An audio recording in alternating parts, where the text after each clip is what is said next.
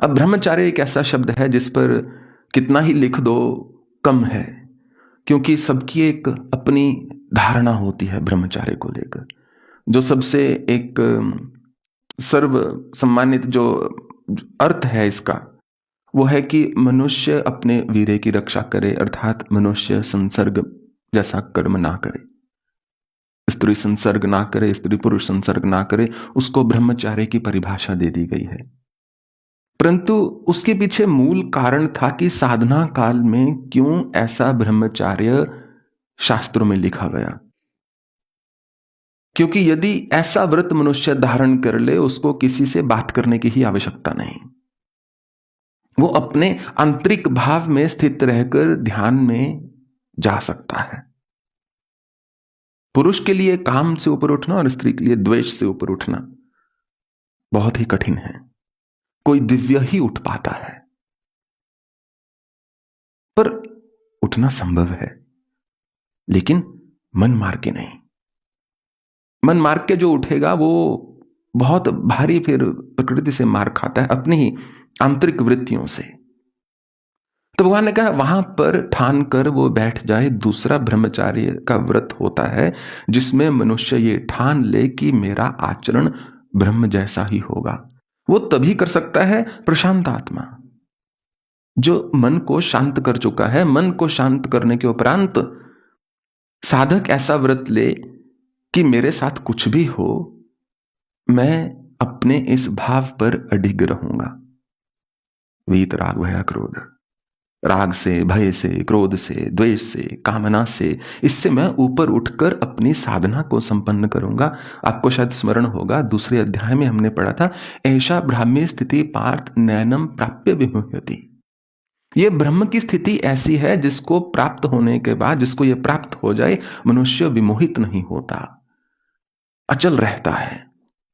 ठीक वही बात ब्रह्मचार्य व्रत की है। अगर वो ब्राह्मी स्थिति है तो ये ब्रह्म का आचरण हो गया कि जो भगवान ने बोला है पहले, शीत उष्ण सुख दुखेशु तथा मान अपमान यो इत्यादि इत्यादि, कि वो सब जो भावनाएं हैं, जो गुण हैं, जो उनमें कूटस्थ होकर बैठ जाए कि मुझे क्रोध नहीं करना, दूसरा चाहे मुझे लाख उकसाए, जो ऐसा व्रत, ऐसा संकल्प लेने का दम रखता है, वही साधक साधना में सफल हो सकता है।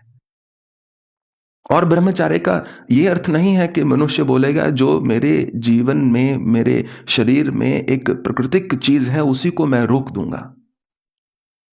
वो परम अज्ञानता है। जो व्यक्ति ऐसा बोलता है वो असत्य बोल रहा है। ना ही कोई योगी, ना ही कोई भोगी। मन पर कंट्रोल हो सकता है, मन पर नियंत्रण हो सकता है। यह वही बात है कि कोई व्यक्ति बोले कि मैं भोजन खाऊंगा पर पानी पीऊंगा और परंतु मूत्र और मल विसर्जन नहीं करूंगा। असंभव है। यह ठीक वही बात है जब आयुर्वेद के सिद्धांत के अनुसार भी रस, रक्त, मांस, मेद, मज्जा, अस्थि, शुक्र, ये जो 7 धातुएं बनती हैं, तो शरीर में एक पदार्थ उत्पन्न हो रहा है।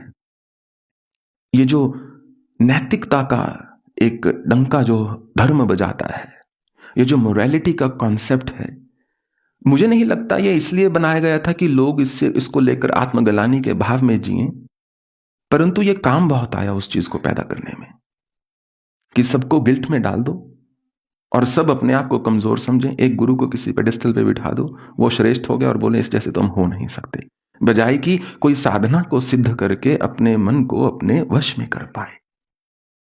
युञ्जनेवं सदात्मानं योगी नियत मानसः शांतिम निर्वाण परिणाम मत संस्थाम अधिगच्छति। जो व्यक्ति ऐसे व्रत को सिद्ध करता है और सदा मुझ में अपना मन लगा के रखता है, अर्थात जिस योगी का मन कहीं पर केंद्रित हो गया, ऐसा व्यक्ति, भगवान ने कहा है, ऐसा साधक परम शांति की अनुभूति करते हुए मेरे पास ही आ जाता है।